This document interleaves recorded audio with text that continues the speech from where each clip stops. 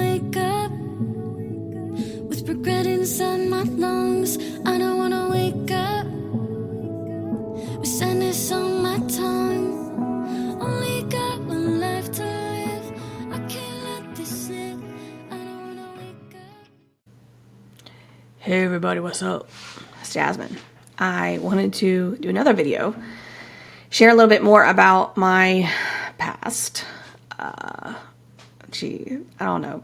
I'm just trying to think of what I haven't shared yet.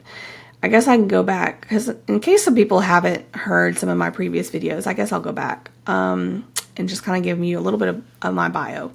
So I am a mid-40s single mom, just divorced about a year and a half from my second ex-husband. A year and a half ago, I just divorced from him. And I am a twin flame. I have discovered for sure that I am a twin flame. Divine Feminine came here apparently to wake up and activate others and wake them up to ascend through my own healing journey, my example.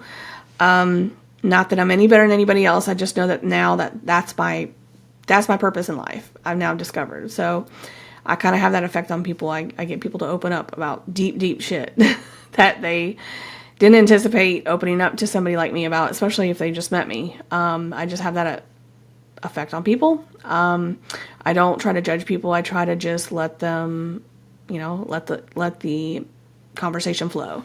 And a lot of times I feel prompted to ask them certain questions that eventually leads to them opening up about certain deep things that they needed to talk about and release. And so that's kind of how I've noticed, my ability works.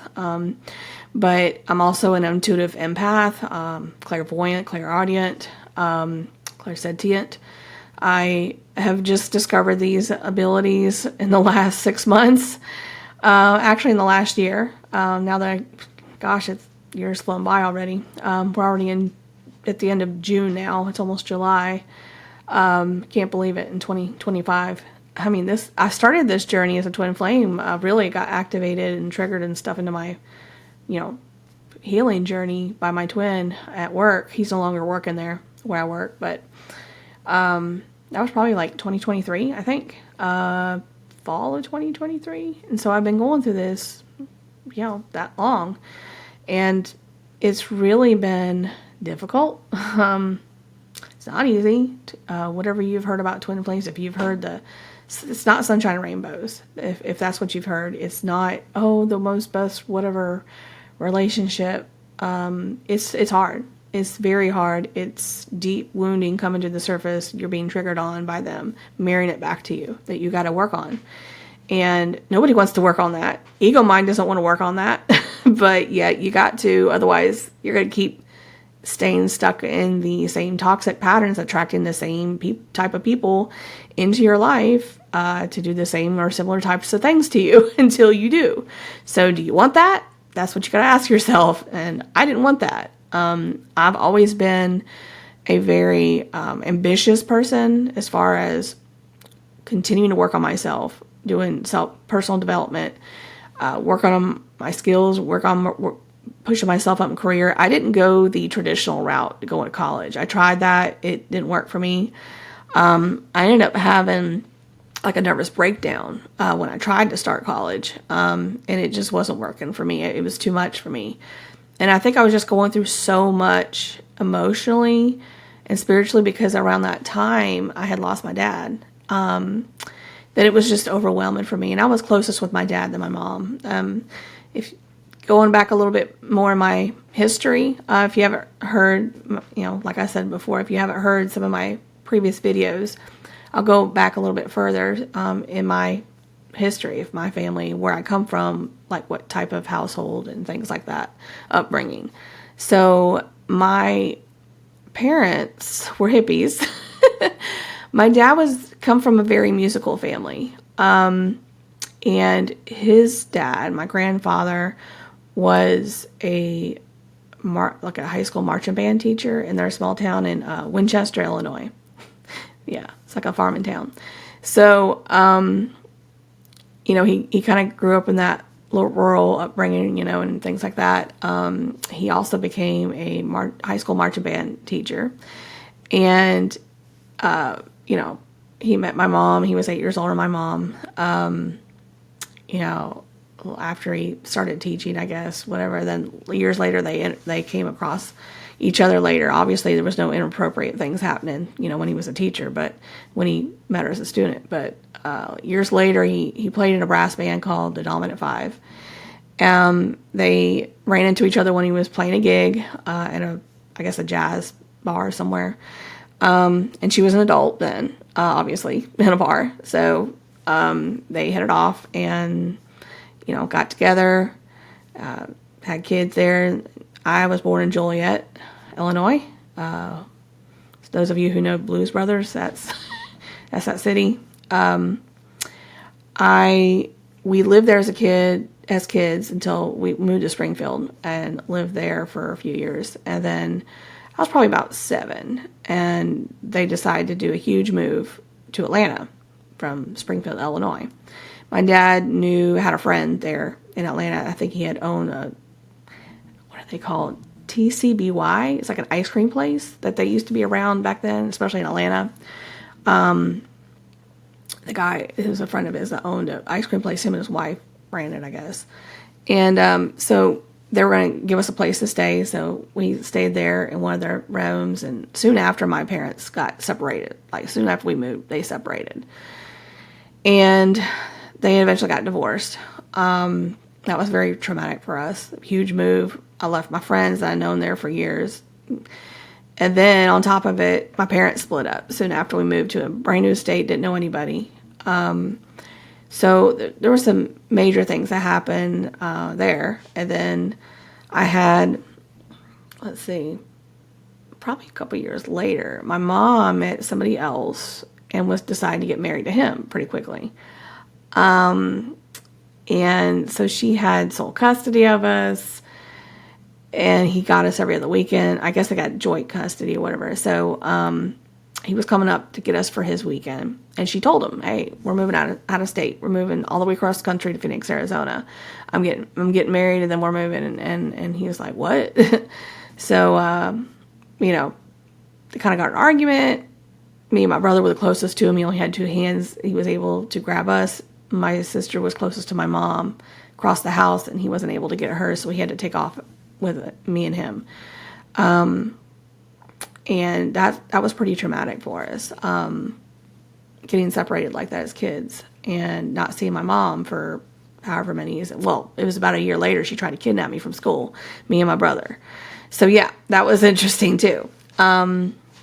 She had some toxic patterns. She had some wounding. She was abused physically by her father, was a drunk, abusive person, and she would have to defend her and her mother growing up. So she came from a very abusive household, and so there's a lot of toxicity going on there in my childhood. My dad tried to keep it he tried to keep a very stable home for us. Let's put it that way. My mom was the opposite.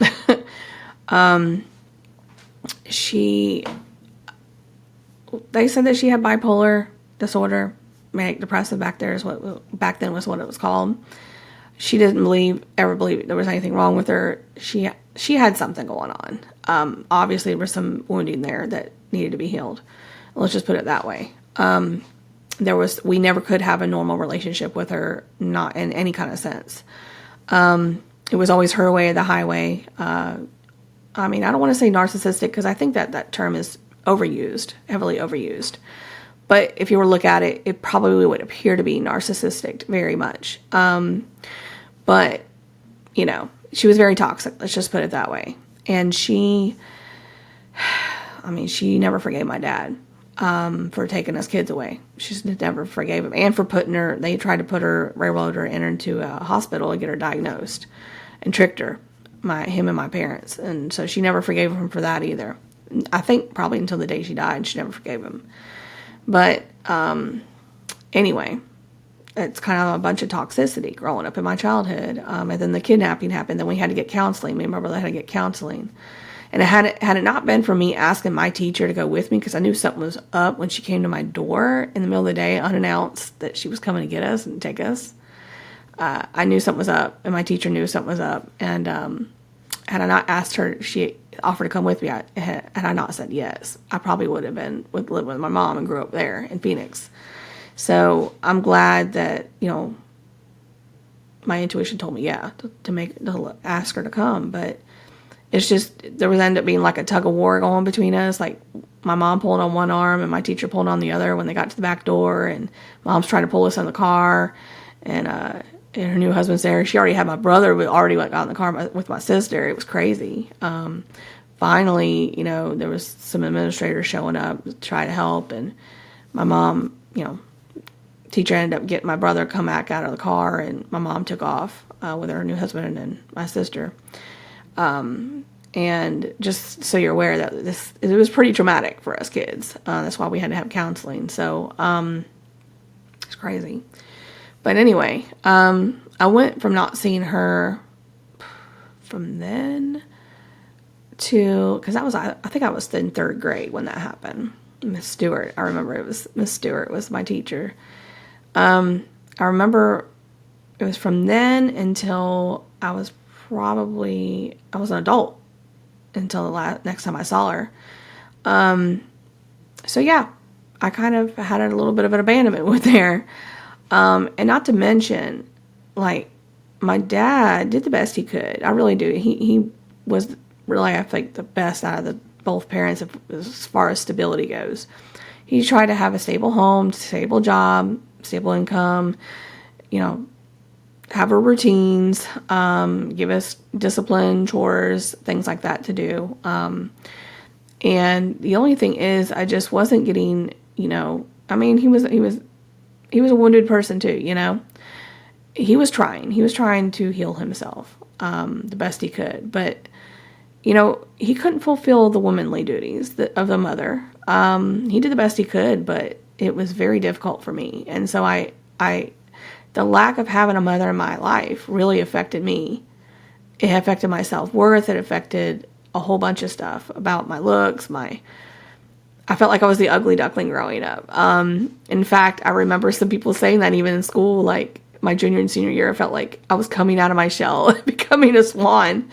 And people were starting to notice me, is what I felt like. Because I would have like random people, like I was walking through the cafeteria one morning on my way to class, and some random guy would say something to me. And I still remember it to this day. So it was just kind of funny because I wasn't used to getting that kind of attention. But yeah, it really affected me a lot. And I went through a lot I was very self-critical for one. I had very bad self-talk in my mind, and I beat myself up. And a lot of that came from because my dad was very critical. Like I said, he did the best he could do, as a single parent. And being wounded himself, he did the best he can do. But it wounded me, and I had to heal from that. And I didn't know any of that. But I just know that I had problems with boundaries. Number one, I overgave to people. I was too open-hearted towards people, but that's who I came here to be. But I had to learn how to have healthy boundaries at the same time, which I'm still struggle with to this day. I'm still working on it. I'm much better than I used to be, but I still struggle at times, especially with when I notice a soul connection very deep with somebody, like somebody that's an actual soulmate that's I probably had past lifetimes with. It could be even a friend. When I notice a connection like that, I know that I tend to have a little bit of fixation on it and almost like an obsessiveness, like to get to know them as quick as possible. Like it's like I get sucked in. So I have to learn in that respect, like how to be more tempered and how to pull myself back and kind of breathe and kind of collect myself, just kind of even out the energy instead of going all in. Because I do tend to be a bit passionate when I meet somebody that has a deep soul connection with me instantly. And I recognize that. So I'm still learning how to do that. But, going back to my childhood, a lot of that stuff was very, very hard for me. Not having a mom, when I was going through the change into being a young lady, and my dad had to get a girlfriend of his to try to explain it to me, and that was embarrassing. because he couldn't do it. It was too embarrassing for me to talk to my dad about it, understandably. But it's just really, it was really hard. It was hard for me. I felt lost. I felt like I didn't know who I was, why I was here, and I was trying to find myself. I tried so many different jobs. I tried college. It didn't work for me. It was just, I'm a smart person. I pick things up very quickly. And I feel like I'm pretty good with technology. It's just, I don't know, I'm all over the place. Like my energy was just everywhere. Boom, boom, boom. I jump around, and, you know, I was diagnosed with ADHD, in my 20s, but I don't believe that's all of it. I think it was just ungrounded and searching for myself outside of myself instead of going within. I didn't know really how to go within and do that. And I don't think anybody really knew back then, and maybe a few people, but it wasn't widely publicized out there. It's kind of woo-woo. And so I didn't really know, you know, like how to do that. But going back to my story, my dad died, or passed away in 98, the same year he gave me away to marriage to my first ex-husband. Later that year. Like, I think he had the surgery on my birthday, December 8th. And then 2 days after, we had to pull life support because he didn't want to be on it. Because there's no brain activity. That was very hard on me. So I had a bit of an abandonment wound there with my dad and with my mom as well that I needed to heal and work through. And also, when I did become divorced from my first ex-husband, I kind of went into a tailspin, just, you know, railing after it, and went and did some crazy stuff. It's like, I went from like good old church girl to like the opposite. Now, I didn't get into drugs or nothing like that, but I did get into drinking and other things that I'm not proud of. It's like, I just said, F it. And said, I'm just going to go discover life. Since I didn't do that, you know, in my teens or whatever, I was like the goody two-shoes. And I was like, okay, I'm just going to go out and have fun and whatever, meet guys and stuff like that. You could kind of piece that together from there. And no, I didn't sleep with every single person. I was pretty selective, but I did some things that I was not proud of. And so I think a lot of us kind of go through that, especially coming from a structured childhood like I did in a way. Yeah. But anyway, so went through that. After I was divorced, I temporarily moved in with my sister in Athens, Georgia, where she was staying. We were going to get an apartment together. Then my mom actually popped into the picture about then. And that was crazy. How that all happened. It was like, it was obviously a destined event. And I thought to myself, you know, I really don't have anywhere else to go. She was telling me stuff about my sister and what she was planning to do with me and deceive me about the bills and things. And I just didn't feel like I could trust her at that point. And I had nowhere else to turn. I didn't have my own place. You know, I was just got out of moving out of a boyfriend's place. And that didn't go well. Made some bad decisions there. And so it was just one thing after the other. Back to back things with me that I was just, I had actually was contemplating suicide about that time. Right before I moved out from my boyfriend's place after my divorce and moved in with my sister. I actually strongly considered slit my wrist and ending it. I was just lost. You know, my dad was dead. And like 2 years before, I felt lost. He was always my safety net. He always told me if things don't work out between you and your husband, you can always move back home, you know, to get back on your feet. And so I always had that safety net until he was gone. And it was like, where do I go? What do I do? Like, I don't know who I am. I don't know what kind of job I just felt lost. And it was really hard. And so I kept, you know, on this pattern until I moved down with my mom, just on the spur of the moment kind of decision after I found out she told me what my sister was planning on me doing with me and the bills. I was like, well, I'm not going to put myself in that situation. I didn't see any other better way. And I thought, well, maybe this is my opportunity to get to know my mother in my adult life. So I can see if things really were the way I thought they were back then. And she's really like this crazy person or whatever. So I wanted to see for my adult self. And so I did. And it was pretty wild. That was the craziest 2 years, I think, of my life. 2.5 years that I lived with her. It was like a cult. It was literally living like a cult. Things were taken from me. And obviously she asked she would suggest that we get rid of things heavily and manipulate that to happen. When if I didn't go along with it, I could tell that she would keep railing on me until she got her way. Let's put it that way. So she was very manipulative and controlling. And then the new stepdad was there because she had remarried after the other guy. She was married to she went to Phoenix with. She remarried. And so my brother was already living there, and this was in Pensacola, Florida. That's what got me down the Gulf Coast area. And so I lived there 2.5 years. Pretty much everything I gave up all my pictures. She made me burn all my yearbooks. She made me burn everything she made me change my last name out of my dad's last name and tell you she despised my dad. She despised him.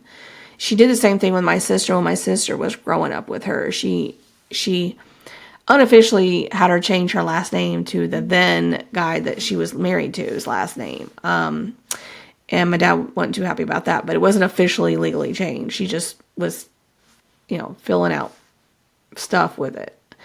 And she just did not want any of us kids to have a Ty's last name or anything to our dad. She just despised him that much. So, anyway, went through a name change, the last name to my stepdad's last name, Peters, which was crazy enough for me because I never would have considered doing something like that. But it was along with a religious conversion to basically back to Judaism, which she was guiding us to do. And so it was literally like a cult.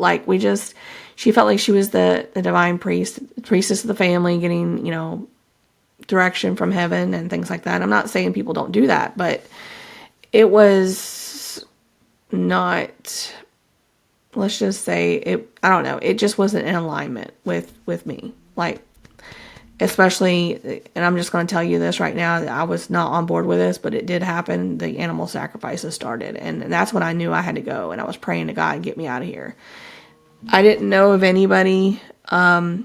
At that time, they cut me off from everybody, all my friends and family. They had me get rid of my phone, all the phone numbers. I lost everything. I had no way of contacting people back then. They didn't have Facebook. They didn't have any of that. I didn't have their emails. I had no way of contacting people up in Georgia or my family or anything to get a hold of them. I didn't know their addresses. I didn't know any of that. So I was stuck there by myself. I trusted him. And my brother ended up leaving, and she made me turn against my brother and do something I didn't want to do. I actually told her I didn't want to do it, and she kind of forced me to do it. Otherwise, I was going to be homeless with nobody else to help me. And so I kind of had to go along with it. And then when the animal sacrifice started, I was just I just pray, God, I need a way out of here. Please open up a door. And soon after, there was a door opened up with where I ended up working. But there was constant judgment from her. There was constant belittling, condemnation, controlling. So total lack of boundaries there. And I couldn't have boundaries there. It was her way or the highway. And if you if you put up any kind of wall, or if you gave her any trouble and showed a boundary, she would get pretty mad. So, if anybody is listening here, you dealt with a narcissist or a bipolar person that's very controlling and manipulative like a narcissist, you know what I'm talking about. The instant you start putting up a boundary, they start railing on you, and they start, really making you feel bad about it. They'll start with the guilt trips, and then they'll start with the belittling you, and then gaslighting, and it was all of that. And back then I didn't know what a narcissist was. I didn't know much about bipolar disorder. It was just very traumatic for me. And I felt this big by the time I left. And I was 21, 22 about the time that I left, and I was praying. I was so thankful to God to get me out of there. Because I did not agree with the stuff that she ended up making us do. And I was like, I'm not on board with this. I don't agree with this. I walked away. I'm like, I can't do this. You guys do it. I'm not going to do this. I'm not going to be a part of this. And then it was like, okay, well, you're going to be kicked out if you don't go along with it. And I was like, okay, great, whatever. I'll pray for a way out. And a way out was given. And they came and picked me up. And all the way out the door, she was, you're going to be going to hell and this and that, condemning me all the way out the door and calling me a whore and everything else. And I was like, really, like, dude, I haven't slept with anybody in 2.5 years since I lived here. Like, okay, whatever. So anyway, yeah, that's pretty much how my adult life relationship with my mother went. She would show up at my job sites because I worked in construction at the time. I got on with the general contractor I was working day labor with in the beginning when I lived with them. And then when I moved out, I actually moved in with one of them because that's pretty much, they had an extra room and had opened it up to me. So I got back on my own. They helped me save up money and, get my own place and get my own car and stuff again. So I can get, all my own independently again. Thank goodness. I was thankful for that. But it was just crazy. I went from like one controlling relationship to another one to another. And, I didn't know anything. I did have to go to a little bit of counseling because she started showing up at my job sites like unannounced. I wouldn't answer her phone calls. I wouldn't respond back to her emails. Like she would just show up then when I wouldn't respond. And the first couple times she showed up, I actually came down when, my bosses called me to the office when she was there, and I'm like, I'm fine, I'm fine, I'm fine. Leave me alone. Please don't show up here again. And then I just quit coming down to talk to her. And I told her I'm busy. Tell her I'm busy. And she blamed her and my stepdad because my brother, left a year before I did. She blamed them losing their house on me and my brother. Yeah. She wouldn't work. She refused to work. She could work, but she refused to. But she made everybody else work and paid the bill. And then she spent the money and she got me maybe get credit cards in my name I didn't want to get. Charged them up, kept them charged up. I ended up having to let them go to collections because I couldn't pay them. Working like a minimum wage job. So I couldn't afford to pay them back what she had charged up. So I had to default on those. Unfortunately, learned a very hard lesson in that. Let's just say I'm not doing that anymore. I'm very responsible now, but it was a very hard lesson for me to learn. It was probably one of the hardest relationships I've ever gone through. Besides another narcissist that I dated, that was a cheater, and that was very difficult as well. But with my own mother, it was the hardest relationship, I think, in my life that I ever had to deal with.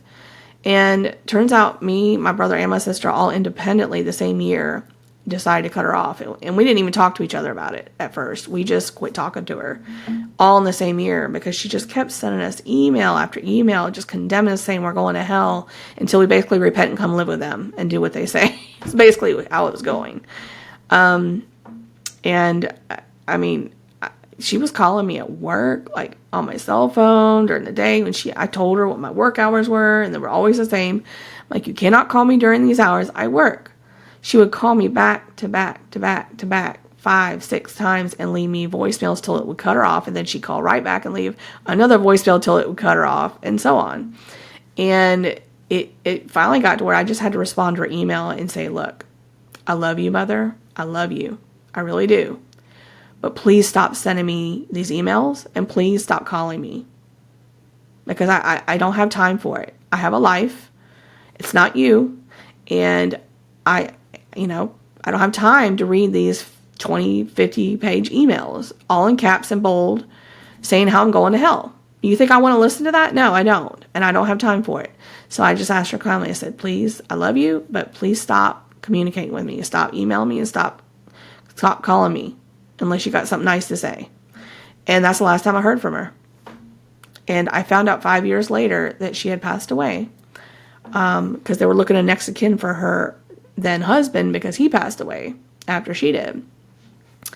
And turns out she passed away that year that I told her to quit contacting me, later on, like a few months later, of some kind of cancer. And we didn't know about it. I I knew she was having some health issues she mentioned, but she didn't go into detail because she never went to the doctor. So we didn't know really what was going on besides what she told us her symptoms were. But again, we couldn't really talk to her because it was all her talking. It was all her talking. We just had to sit there and listen. And listen for like 2 hours if we ever got on the phone with her. And sometimes we just had to hang up on her because we're like, we got to go. And she wouldn't listen, and we just hung up. And it's unfortunate we had to be like that because I really try not to be like that, especially with family. But we didn't have a choice. Like, she made it that way. And so you understand how hard that is as me trying not to be that person, trying not to be that with my daughter. And I've noticed that I had a lot of control issues now. I had some toxic patterns of control, and I wanted things to turn out a certain way, wanted you to do things in a certain way. And I'm sure a lot of people deal with that, but going back and looking at it, I'm like, dang, like, I really didn't think that I was being a lot like my parents, but I kind of am in some ways. And so I started trying to work on those things with my daughter and try to explain things. I'm like, mommy's working on things. I'm sorry if, come across kind of cross sometimes and yell at you. Try not to.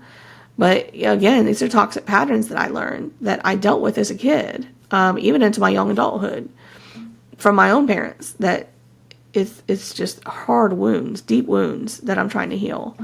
So now you know a little bit more about me. I'll go a little bit more into my dating past wounds, not in detail, but just from a perspective of wounds that some of you may have dealt with narcissist, lover, and how, that framed who I am today, really. I don't look at them as horrible situations. Yeah, they're horrible in a sense, but they made me who I am today. They were meant to make me who I am today so that I could overcome them in front of people and show us by example that it doesn't matter where you come from, what wounds you have from your past.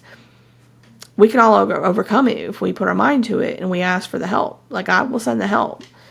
And you just have to have the will and try to stay positive that, and just know that God's there with you every step of the way. You just got to believe it, and you've got to ask for that help, and He'll send it. But you're going to have to do the work on yourself too. You're going to have to do the hard work of digging down in those wounds, working through it, and bringing them up to the surface, expressing those emotions fully, getting them all out whenever they come up, because they may come up more than once to be expressed, cried out, yelled at, whatever. You got to be the one to do that work, and nobody wants to do that. I get it. But until you do, you're not going to move forward in your life in certain aspects. You're going to be stuck at a certain level. And that's kind of where I got. I was like, I'm tired of this. Like, when I decided to get a divorce from this last ex-husband, I said to myself, I've never taken the time between relationships. I've always jumped within 2 months into another relationship without doing any real work on myself. And I told myself, I don't want another toxic relationship. I want the next serious relationship to be with somebody that's going to be with me for the rest of my life.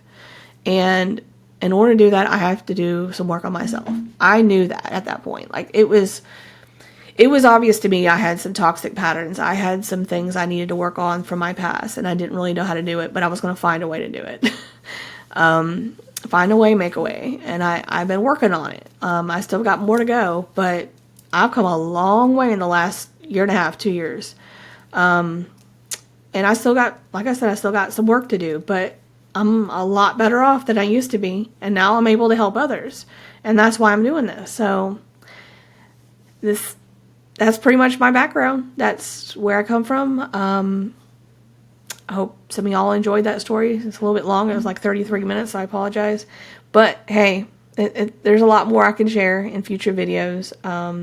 If you want to hear something about my past or a little bit more about a story I've shared, comment below and let me know. I'd be happy to do that. And if you feel free to, also feel free to share about your past, maybe a story that you would like shared that might help somebody out there, because you never know what people are going through, and they can relate to that. So just knowing that there's others out there that are going through the similar things, and maybe they could reach out to you or me, and we could offer help. That's why I'm doing this, is to offer help to people.